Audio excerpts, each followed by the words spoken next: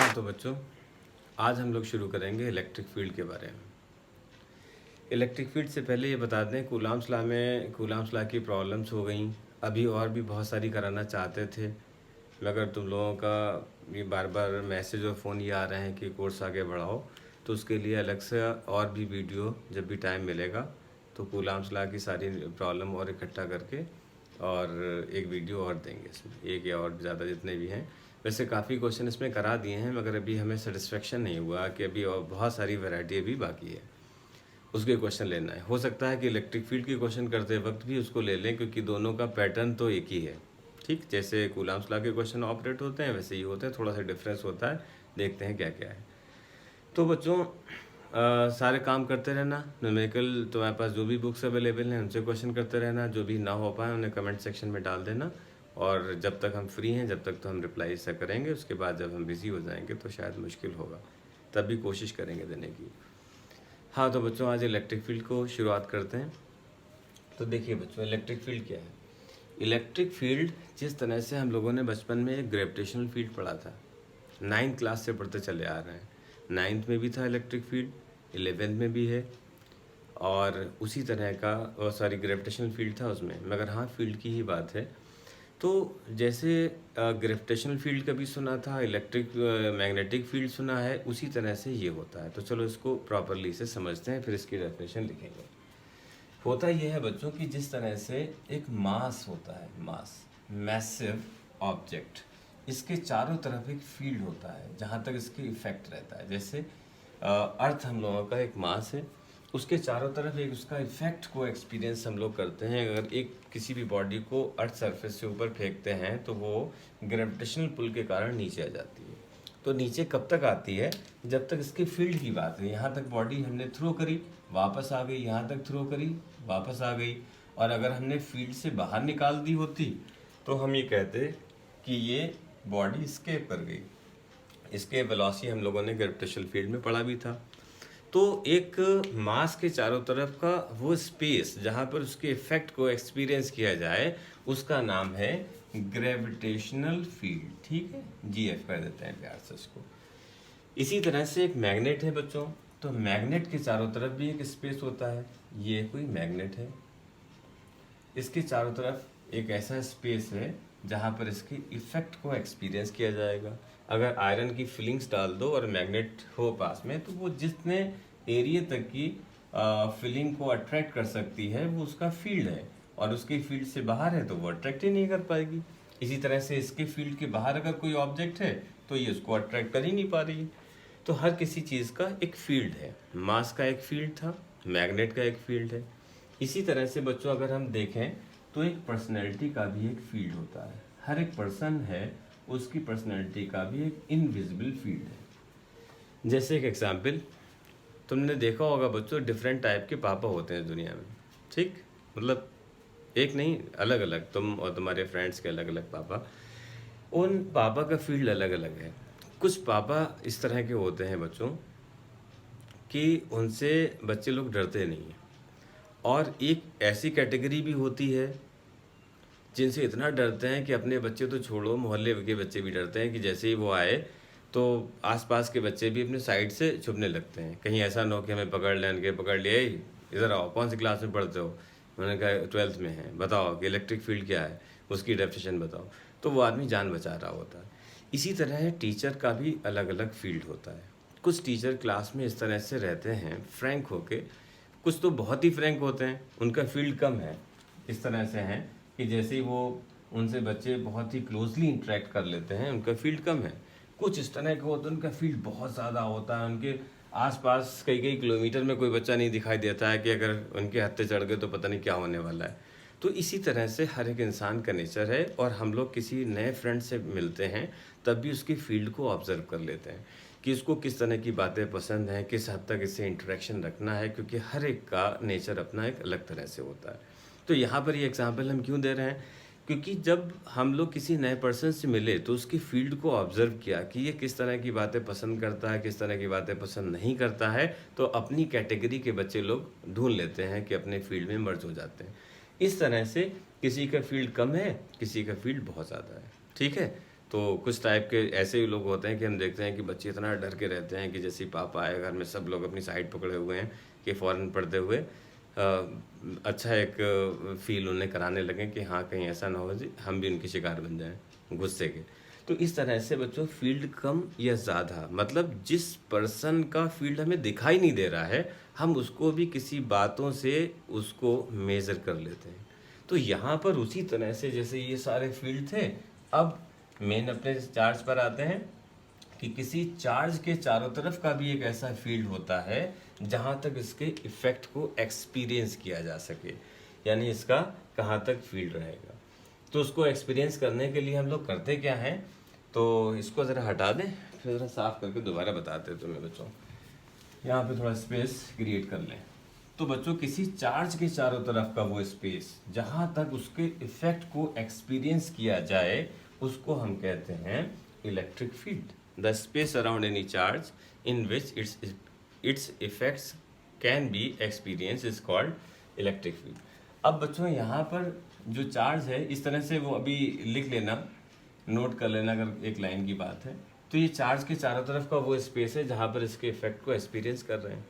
तो अब हमें कैसे पता लगेगा कि इसका कहाँ तक इफेक्ट है, इसके लिए एक टर्म हम लोगों ने एक नया रखा है जिसको हम टेस्ट चार्ज या यूनिट चार्ज कहते हैं। उसमें होता क्या है बच्चों, ये तो है सोर्स चार्ज जो मेन चार्ज है, इसका फील्ड हम ऑब्जर्व कर रहे हैं। अब एक बिल्कुल मरा हुआ सा चार्ज लाए और उस चार्ज का नाम हम लोगों ने रखा है क्यू नॉट। ठीक है बच्चों, Q not charge. Q not के बारे में कुछ खास बातें हैं, जान लो। इसको हम कहते हैं बच्चों टेस्ट चार्ज। ये क्या है बच्चों, टेस्ट चार्ज है। इसको एक और नाम भी है बच्चों, यूनिट चार्ज भी है। इसको हम यूनिट चार्ज भी कहते हैं। ठीक है, इसका मैग्नीट्यूड हमेशा 1 होता है। इसका नेचर हमेशा पॉजिटिव होता है और ये इनफाइनाइटली स्मॉल होता है। इनफाइनाइटली स्मॉल होता है, ये हो गया। तो एक ऐसा चार्ज जो 1 मैग्नीट्यूड है जिसका और इनफाइनाइटली स्मॉल है, और एक आखिरी बात और, जिसका अपना इलेक्ट्रिक फील्ड नहीं होता, जिसका अपना इलेक्ट्रिक फील्ड नहीं होता। इतनी प्रॉपर्टीज़ के साथ जो एक चार्ज लिखा है जो बार बार डेफिनेशन में आता है और जब बुक्स को तुम पढ़ोगे तो इसका बार बार नाम आएगा, उसका मतलब इतने होते हैं। कभी इसे टेस्ट चार्ज कह दिया जाता है, कभी यूनिट चार्ज, मगर अंडरस्टूड उसमें क्या क्या रखना है हम लोगों को, क्योंकि इसका मैग्नीट्यूड 1 है, नेचर पॉजिटिव है, इनफाइनाइटली स्मॉल है और इसका अपना कोई इलेक्ट्रिक फील्ड नहीं है। ठीक, इतनी बात क्लियर हो गई। अब ऐसा कैसे हुआ, इसके लिए एक एग्जाम्पल है, थोड़ा फील करते हैं इसको बच्चों।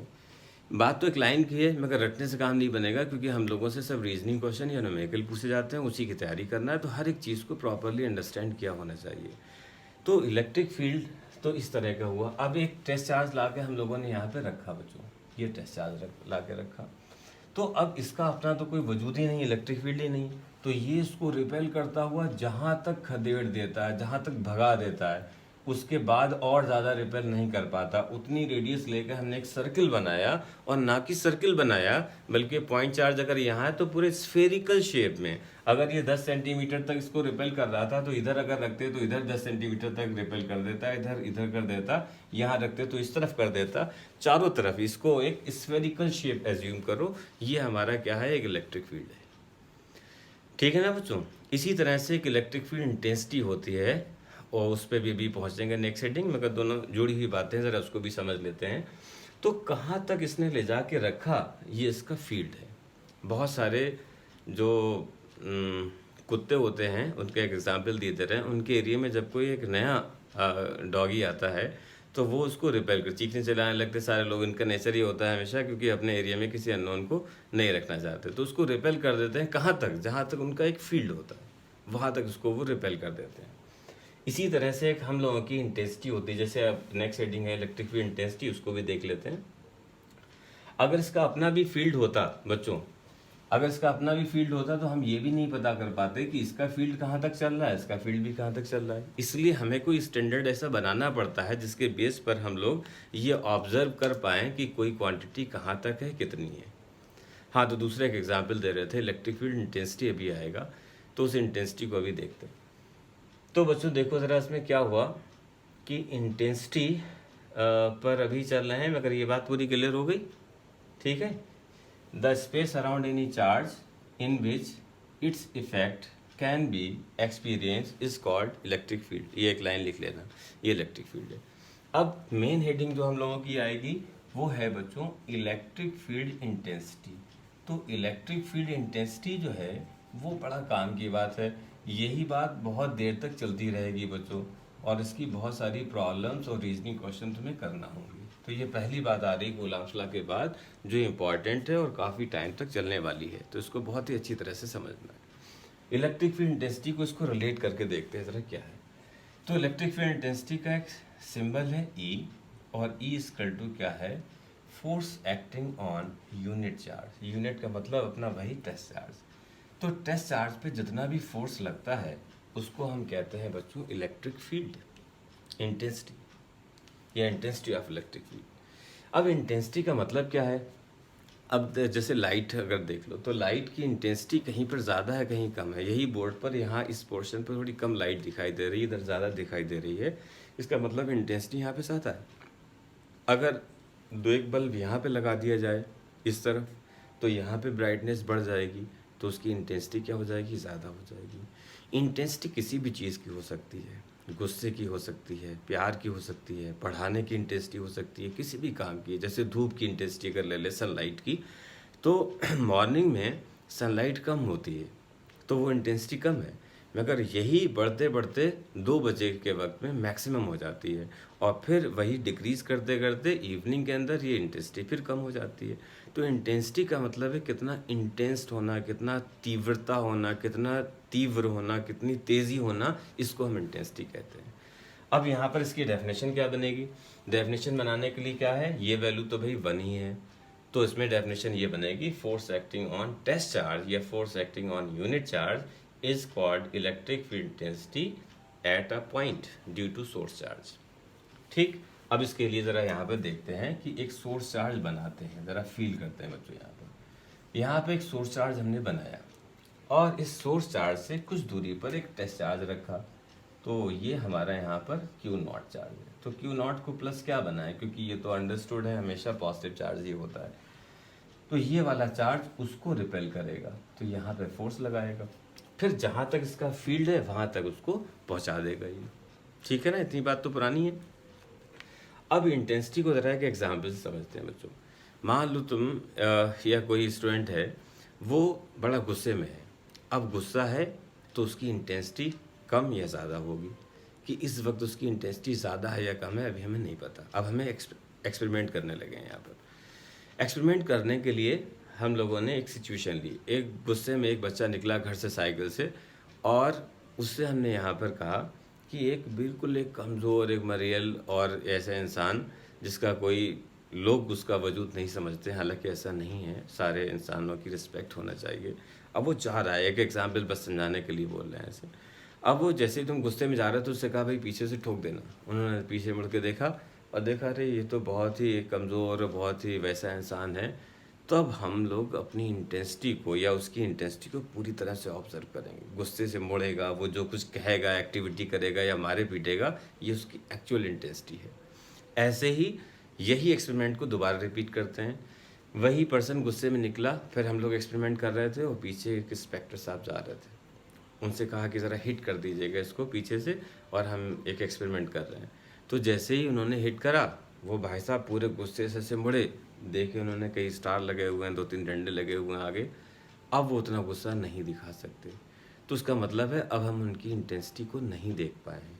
तो किसी भी चार्ज की इंटेंसिटी देखने के लिए वो जो है दूसरा चार्ज जिसके ऊपर हम देख रहे हैं इंटेंसिटी, तो ये चार्ज बहुत ही कम इलेक्ट्रिक फील्ड का होना चाहिए, जिसकी इलेक्ट्रिक फील्ड है ही नहीं। इसीलिए हमने टेस्ट चार्ज को यहाँ पे माना हुआ है, इसी से पता करते हैं, वरना इससे बड़ा चार्ज होता है। जैसे एक और एग्जाम्पल समझो, पापा गुस्से से आए घर पे, अब गुस्सा है उनको, इंटेंसिटी अगर सॉरी बच्चों, अगर कोई छोटा बच्चा आ गया सामने तो उन्होंने गुस्सा दिखा दिया, अरे तुम ऐसा नहीं कर रहे वैसा नहीं, तो हम लोग देखते हैं अरे गुस्से में है तो सेफ साइड पकड़ें, ज़रा अपनी बुक्स पकड़ लें, भले वो उल्टी बुक हो, पढ़ने दिखाने लगते हैं कि हाँ भाई हम सेफ जोन में आ जाएं अपने, वरना हमारी भी शामत आई जाएगी।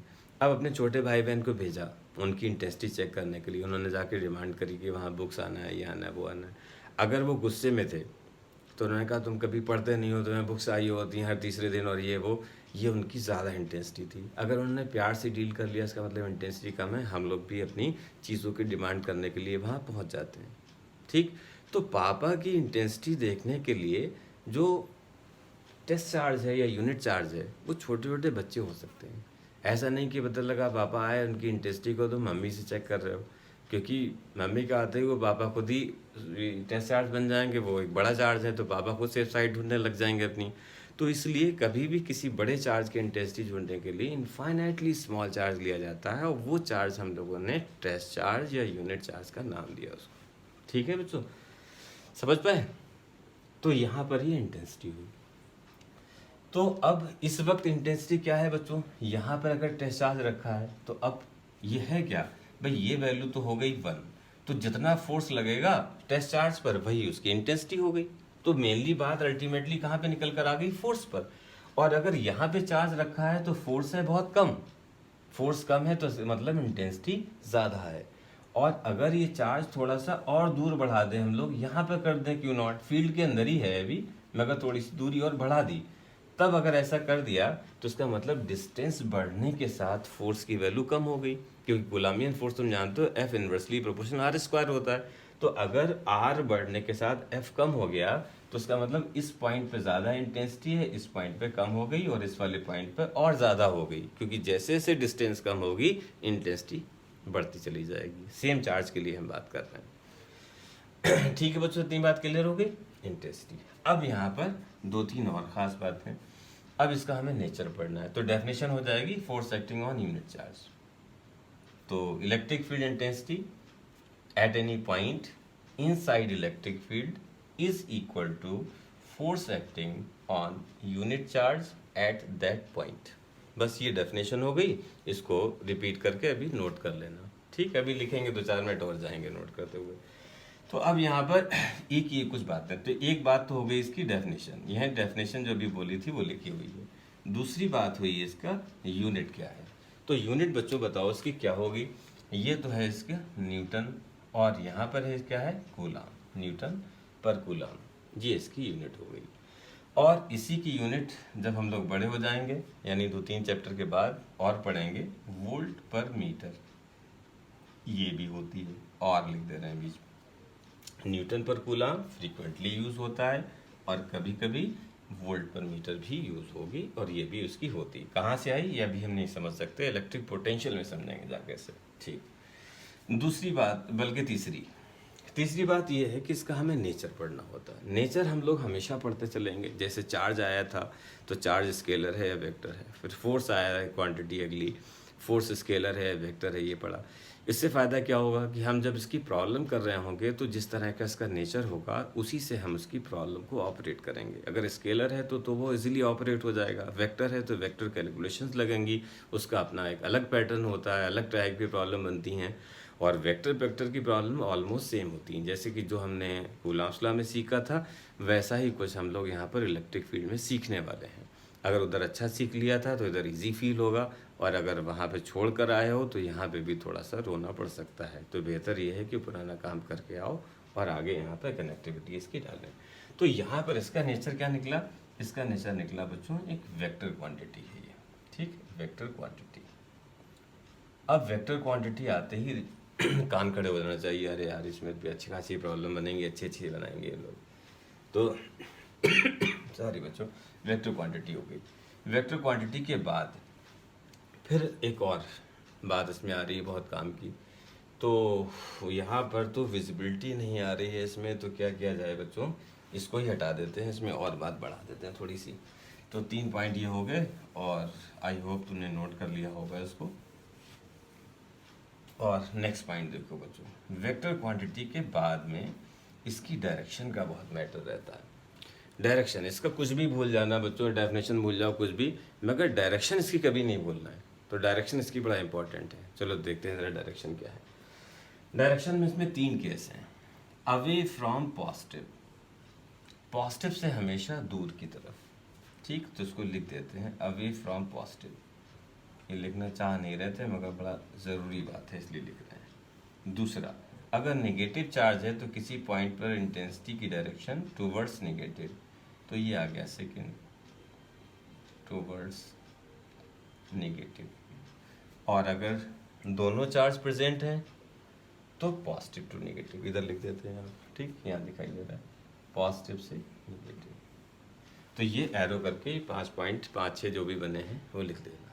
ये बात कभी ना भूलना बच्चों, सारी हम लोग डेरिवेशन और बहुत सारे क्वेश्चन इसी बात पर करेंगे सब, कि अगर पॉजिटिव चार्ज है तो किसी भी पॉइंट पर इलेक्ट्रिक फील्ड होगी अवे फ्रॉम पॉजिटिव होगी, नेगेटिव में टुवर्ड्स नेगेटिव होगी, और अगर पॉजिटिव नेगेटिव दोनों हैं तो पॉजिटिव टू नेगेटिव होगी। ठीक, इतनी बात क्लियर हो जाएगी। ठीक, अब ज़रा ऐसे आगे देखें बच्चों। तो अच्छा, इसका भी अगर तुम रीज़न समझना चाहो कि अवे फ्रॉम पॉजिटिव होने की वजह क्या है, तो इलेक्ट्रिक फील्ड कहाँ से आया, फोर्स से आया। जो फोर्स की डायरेक्शन है वही इलेक्ट्रिक फील्ड की है। पॉजिटिव चार्ज रखा था तो यहाँ पर पॉजिटिव चार्ज था, तो इस टेस्ट चार्ज को, ये तो पॉजिटिव ही होता, रिपेल ही करेगा, तो इलेक्ट्रिक फील्ड इंटेंसिटी उससे दूर की तरफ ही होगी। अगर हम यहाँ पे कोई निगेटिव चार्ज रख देते, ठीक, Q0 तो नेगेटिव होता नहीं है और Q1 मान लिया हमने नेगेटिव चार्ज है, तो ये वाला इसको अट्रैक्ट करेगा। तो इसको अगर तुम यहाँ पे देखो तो फोर्स इस पर जो लग रहा है, फोर्स वो इस डायरेक्शन में होगा, और जो फोर्स की डायरेक्शन होगी वही इलेक्ट्रिक फील्ड की होगी, तो इलेक्ट्रिक फील्ड भी उसी फोर्स से आया है, तो यहाँ पर क्या होगा, निगेटिव होगा। अच्छा, डेफिनेशन बनाने के लिए डिनोमिनेटर को 1 ले लेते हैं ताकि हम लोग उसे इजीली एक्सप्रेस कर पाएँ और फील कर पाएँ। ये ज़रूरी नहीं है कि ये चार्ज हमेशा 1 ही होगा।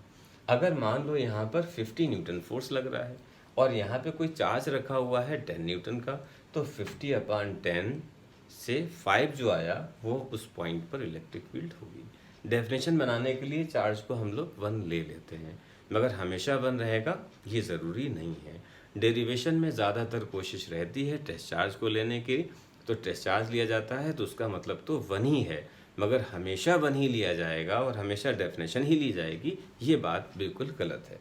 तो इस तरह से हम लोगों की ये बात निकल कर आई। ठीक है, यहाँ तक बात पूरी क्लियर हो गई। अच्छा, अब ज़रा इसको साफ करके दोबारा लिख दें। हाँ बच्चों, तो फिर अब इलेक्ट्रिक फील्ड के आगे स्टार्ट करते हैं।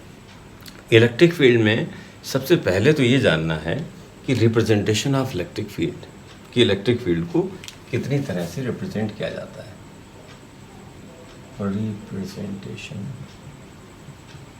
रिप्रेजेंटेशन ऑफ इलेक्ट्रिक फील्ड, ठीक है, EF लिख देते हैं। ठीक है बच्चों, यहाँ तक हो गया। अब इसको कितनी तरह से रिप्रेजेंट करते हैं सबको समझते हैं बच्चों अच्छी तरह से। तो एक तो ये है कि इस तरह से हम पैरेलल लाइंस बनाते हैं। ये पैरेलल लाइन, एक ये हुआ। पैरेलल लाइन में हुआ क्या, ये जो है वो उसका होता है बच्चों मैग्नीट्यूड। ये क्या है उसका मैग्नीट्यूड, उनका गैप मैग्नीट्यूड को बताता है, और गैप हमने हर कहीं इक्वल ले रखा है। तो तुम जानते हो बच्चों कि किसी भी वेक्टर की 2-3 प्रॉपर्टी खास होती हैं, उसका मैग्नीट्यूड, यूनिट और डायरेक्शन। अगर इन तीनों में से कोई एक चीज़ भी चेंज हो जाए तो वेक्टर चेंज हो जाता है। तो यहाँ पर मैग्नीट्यूड हो गया, यूनिट होगी, डायरेक्शन होगी, इन तीनों चीज़ों में अगर हो जाए तो इसे जो है वेक्टर चेंज हो जाता है। तो यहाँ पर मैग्नीट्यूड तो तीनों जगह इक्वल है और डायरेक्शन तो इसकी सेम है ही। यूनिट तो यहाँ पर इस तरह की प्रॉब्लम है, यूनिट तो नहीं चेंज हो रही, तो मैग्नीट्यूड भी सेम है और डायरेक्शन भी सेम है, इसलिए हम कहेंगे यूनिफॉर्म इलेक्ट्रिक फील्ड। ये सिंबल बन जाएगा यूनिफॉर्म इलेक्ट्रिक फील्ड का। अब दूसरी तरह की इलेक्ट्रिक फील्ड देखते हैं बच्चों। दूसरी तरह की इलेक्ट्रिक फील्ड ये है कि इनके बीच में गैप जो है वो अनइक्वल हो। ये ले लिया, इसका मतलब है कि यहाँ पे तो गैप कम है, यानी कि इलेक्ट्रिक फील्ड ज़्यादा स्ट्रॉन्गर है, और यहाँ पर मैग्नीट्यूड इसका सेपरेशन ज़्यादा है, तो यहाँ पर मैग्नीट्यूड कम है। तो यहाँ पर हम नाम M1, M2 और एक M3 दे के ले रहे हैं। तो समझाने के लिए यहाँ बता दिया M1 ज़्यादा है मैग्नीट्यूड, तो M1 ना कह के से या तो M1 is greater than M2, M3 कह दो, और ज़्यादा अच्छा है इलेक्ट्रिक फील्ड से रिप्रेजेंट करें। यहाँ पर E1 है तो E1 is greater than E2 is greater than E3। ये यहाँ से एक बात तो क्लियर हुई कि मैग्नीट्यूड जो है बच्चों, मैग्नीट्यूड वो कांस्टेंट नहीं है। मैग्नीट्यूड कांस्टेंट नहीं है तो इसका मतलब ये यूनिफॉर्म नहीं हो सकता है। तो ये क्या होगी बच्चों, नॉन यूनिफॉर्म इलेक्ट्रिक फील्ड ये होगी। तो ज़्यादातर डेरिवेशन में हम लोग ये लेते हैं। कभी कभी इस तरह के भी क्वेश्चन है, कई बार आए कि इस तरह से लिख दिया, यहाँ पर ए पॉइंट है, यहाँ बी पॉइंट है, कहा गया बताइए ए या बी पॉइंट में कहाँ पर इलेक्ट्रिक फील्ड ज़्यादा है। तो जहाँ पर लाइन क्लोजर है वहाँ पर इलेक्ट्रिक फील्ड स्ट्रॉन्गर है। नेक्स्ट, इस तरह का एक बच्चों लाइन्स हो सकती हैं यूँ। इस लाइन को हम क्या कहेंगे, यूनिफॉर्म इलेक्ट्रिक फील्ड होगा या नॉन यूनिफॉर्म होगा। तो देखो भाई यहाँ तो मैग्नीट्यूड ज़्यादा है और इधर मैग्नीट्यूड यहाँ पर कम नज़र आ रहा है। तो इसका मतलब मैग्नीट्यूड यहाँ पर कांस्टेंट नहीं है, यानी इलेक्ट्रिक फील्ड कांस्टेंट नहीं हुई, नॉन यूनिफॉर्म इलेक्ट्रिक फील्ड हो गया। ठीक है, तो यहाँ पर ना ही मैग्नीट्यूड कांस्टेंट है और ना ही यहाँ पर डायरेक्शन कांस्टेंट है, इसलिए ये नॉन यूनिफॉर्म इलेक्ट्रिक फील्ड का रिप्रेजेंटेशन हो गया। ठीक, यहाँ तक बात क्लियर हो गई बच्चों। नेक्स्ट देखते हैं। नेक्स्ट में आगे थोड़ा और स्पेस है, ये ले लिया हमने, दिख रहा है पूरा, हाँ बेहतरीन दिख रहा है। थोड़ा सा और सुंदर लुक में बनाया बच्चों, मौज नहीं आ रही। ये देखो कितना प्यारा सा स्ट्रक्चर है, ओहो बहुत ही प्यारा, बहुत ही सुंदर। ये इसमें और इसमें बताना है इस फिगर में, और नेक्स्ट वाला कहाँ ले लें, यहाँ ले लेते हैं। ठीक, दिख रहा है सबको।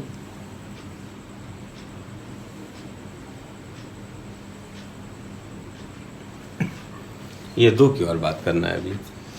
इसमें क्या है, इसमें हमने मैग्नीट्यूड बच्चों कांस्टेंट रखा है। ये गैप हमने बिल्कुल इक्वल बनाया है। थोड़ा कम ज़्यादा दिख रहा है मगर हाँ बिल्कुल इक्वल ही है। हमारी नज़र से देखो बच्चों इसको, और मन की आंखों से देखो तो तुम्हें बिल्कुल इक्वल गैप नज़र आएगा। जो गैप यहाँ है सेपरेशन, वही सेपरेशन यहाँ पर। तो इसका मतलब ये हुआ कि मैग्नीट्यूड तो इसमें कांस्टेंट है। और डायरेक्शन के बारे में तुमसे पूछना चाहते हैं कि डायरेक्शन कांस्टेंट है या नहीं, बताओ बच्चों। तो डायरेक्शन का यहाँ पर कांस्टेंट नहीं है। डायरेक्शन कांस्टेंट नहीं है तो क्या बना, नॉन यूनिफॉर्म इलेक्ट्रिक फील्ड बनता है। ये नॉन यूनिफॉर्म इलेक्ट्रिक फील्ड है। अब सवाल ये उठा कि ये डायरेक्शन कांस्टेंट क्यों नहीं है, हमें तो सब नीचे ही दिख रहा है। दरअसल बात यह है कि जब भी कोई इलेक्ट्रिक फील्ड एक स्ट्रेट लाइन ना होकर कर्व के फॉर्म में दिखाई जाए तो इलेक्ट्रिक फील्ड की डायरेक्शन होती है उस पर ड्रॉ की गई टेंजेंट की डायरेक्शन। यहाँ पर इसकी टेंजेंट यहाँ डायरेक्ट इस तरफ आएगा, यहाँ पर इस तरफ आएगा, यहाँ पर इस तरफ आएगा। तो हर इंस्टेंट पर डायरेक्शन इसकी चेंज हो रही है और हम लोग सिर्फ यहीं पे देखना चाहते हैं तो हमें लगता है डायरेक्शन सेम है। तो ये डायरेक्शन बिल्कुल सेम नहीं है इसकी। यहाँ पे भी डायरेक्शन हर इंस्टेंट पे चेंज हो रही है। इन दोनों केस में डायरेक्शन सेम है। जब भी कोई ऐसा कर्व होगा तो तुम इस तरह से ड्रॉ करोगे, जिस इंस्टेंट पे देखोगे तो डायरेक्शन मिल जाएगी। जैसे वेलोसिटी की होती थी यूनिफॉर्म मोशन में, शायद तो याद हो तुम्हें। यहाँ पे तो तुम देखो ये तो बिल्कुल जिंदा नॉन यूनिफॉर्म इलेक्ट्रिक फील्ड है। नॉन यूनिफॉर्म इलेक्ट्रिक फील्ड क्यों, क्योंकि अगर यहाँ पे तुम देखो तो मैग्नीट्यूड कहीं पे ज़्यादा है कहीं पे कम है। तो यहाँ पे ज़्यादा है यहाँ पे कम, जहाँ सेपरेशन ज़्यादा है वहाँ मैग्नीट्यूड कम। यहाँ पर मैग्नीट्यूड और ज़्यादा है। अगर ए पॉइंट ले लें, इसको बी पॉइंट ले लें और इसको यहाँ पर सी पॉइंट ले लें तो इलेक्ट्रिक फील्ड ए पर सबसे ज़्यादा है, फिर इलेक्ट्रिक फील्ड बी पर है, फिर इलेक्ट्रिक फील्ड सी पर है। तो इलेक्ट्रिक फील्ड इस तरह से डिक्रीज हो रही है। ये तो हो गया बच्चों इसमें इलेक्ट्रिक फील्ड का रिप्रेजेंटेशन। अब हम लोग जो डेरिवेशन पढ़ेंगे वो ज़्यादातर डेरिवेशन में इस तरह का इलेक्ट्रिक फील्ड होगा जो कि यूनिफॉर्म लेना वो चाहते हैं। नॉन यूनिफॉर्म से रिजल्ट थोड़ा मुश्किल आते हैं तो वो हम लोगों के कोर्स में नहीं है, मगर हाँ हमें क्वेश्चन कभी कभी उसके मिल जाते हैं। नॉन यूनिफॉर्म के भी होते हैं, हर बुक में क्वेश्चन कुछ ना कुछ मिलेंगे उसके। ठीक है, तो यहाँ तक बात है।